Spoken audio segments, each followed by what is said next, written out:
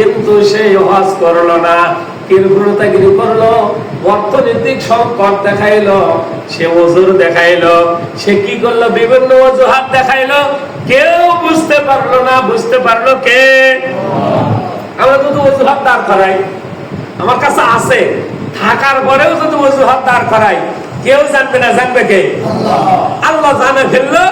আল্লাহ বলতেছেন তার হাবিবের মাধ্যমে, হযরত ওমর রাদিয়াল্লাহু তাআলা আনহু এই হাদিসটা বর্ণনা করেছেন, কোন ব্যক্তির জন্য যদি হজ ফরজ হয়ে যায়, যদি মালে নিসাব হয়ে যায়, যদি শারীরিক সুস্থতা থাকে, সে তার ঘর থেকে মক্কা মদিনা সফর করে বাড়িতে ফিরে আসতে পারবে। ওই ব্যক্তি যদি হজ না করে মারা যায়, বলেন তো মারা যাওয়া নিশ্চিত না অনিশ্চিত? মরবি না। আপনারা করবেন না তো? না না, আপনারা মারা যাবেন না, কারণ আপনারা তো হায়াত বেঁধে নিয়ে আসছেন কিয়ামত পর্যন্ত। হায়াত বেঁধে নিছে একজন, কয়জন জানেন আপনারা? ইবলিস। নাম কি? আর জোরেকার নাম কি? এই একজন হায়াত বেঁধে নিয়েছে কিয়ামত পর্যন্ত। কোন পর্যন্ত? তা আপনারা যেভাবে বললেন, মনে হইতেছে তার সাথে সাথে আপনাদেরও হায়াত আল্লাহ কি করে দিছে, কিয়ামত পর্যন্ত একেবারে দিয়ে দিছে। বলেন তো মৃত্যু নিশ্চিত না অনিশ্চিত? এমন নিশ্চিত যে যারা আল্লাহ বলে দাবি করছিল, নাউজুবিল্লাহ, মানে নিজেকে বলছিল আনা রাব্বুকুমুল আ'লা, আমি হলাম বড় খোদা, নাউজুবিল্লাহ। এরকম খোদার দাবিদার আছে না নাই? একাধিক জন দাবি করেছিল, কিন্তু তারা এই মৃত্যুকে অস্বীকার করতে পারে। তাহলে মৃত্যু দেখেন কত বড় সুনিশ্চিত। মৃত্যু হবেই, তবে তারিখটা অনিশ্চিত। তারিখটা কি? অনিশ্চিত। তারিখটা কি? কারণ তারিখটা আল্লাহ অনিশ্চিত এই জন্য মারা দিয়েছে। আল্লাহ বলতেছে গত জুমার আলোচনা, আমি দেখতে চাই তোমরা কে কে ভালো আমল করে আসতে পারো। সুবহানাল্লাহ। আপনি তো নিশ্চিত করে দিত যে অমুক দিন মারা যাবে, তো মারা যাওয়ার 40 দিন আগে থেকে খালি আল্লাহ আল্লাহ আল্লাহ আল্লাহ আল্লাহ আল্লাহ জিকির শুরু করতো, ঠিক না? ঠিক। হ্যাঁ, এই জন্য আল্লাহ দিছে মৃত্যু নিশ্চিত, তারিখটা হলো অনিশ্চিত। অতএব আপনি আমি কখন মারা যাবো এর কোনো গ্যারান্টি। এই জন্য আসুন, যাদেরকে আল্লাহ রাব্বুল আলামিন মানে হিসাব বানায় দিয়েছে, এটা কেউ জানে না, আপনি জানেন না, আল্লাহ জানে। আপনি জানেন না, আল্লাহ জানে।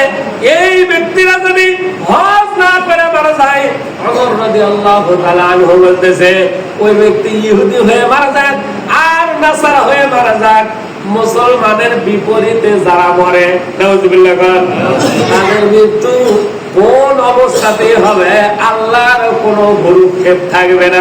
নাউজুবিল্লাহ। আল্লাহর যদি কারো দিকে দৃষ্টি না থাকে, তার মৃত্যু কি মুসলমানের হবে না বেদিনে হবে? এই জন্য আসুন, এমন একটি ইবাদত আল্লাহ দিয়েছেন সবার জন্য নয়, যাদেরকে আল্লাহ নিয়ামত রাজি দান করেছেন। এই সম্পর্কে আল্লাহ রাসূল আরেকটা হাদিস বর্ণনা করেছেন, বুনিয়াল ইসলামু খামসিন শাহাদাতিন আল্লা ইলাহা ইল্লাল্লাহ ওয়া ইকামাস সালাত ওয়া ইতাআজ যাকাত ওয়াল হজ্জ ওয়াল সাওম রমাদান। আল্লাহু আকবার। পাঁচটি হলো ইসলামের মূল স্তম্ভ। পাঁচটি মূল ইসলামের কি? মূল স্তম্ভ, মূল খুঁটি, মূল রুকনিয়াত। পাঁচটিকে বলা হয়েছে। এই পাঁচটির মধ্যে চারটি হলো সবার জন্য। আল্লাহু আকবার। ধনী গরিব সবার জন্য কয়টা?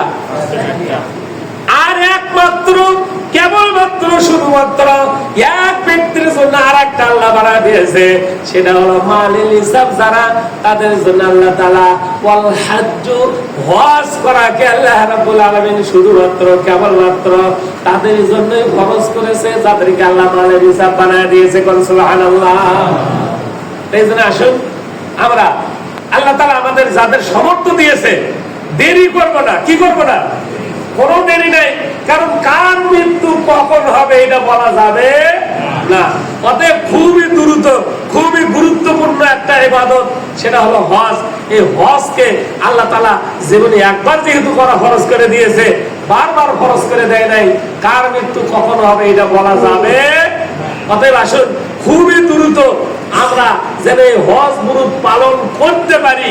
আল্লাহ তাআলা আমাদের সকলকে কবুল করে নিক, সকলে বলেন আমিন। যাদের অর্থনৈতিক দান করেছে তাদেরকে খুবই দ্রুত যাওয়ার তৌফিক দিক, সকলে বলেন আমিন।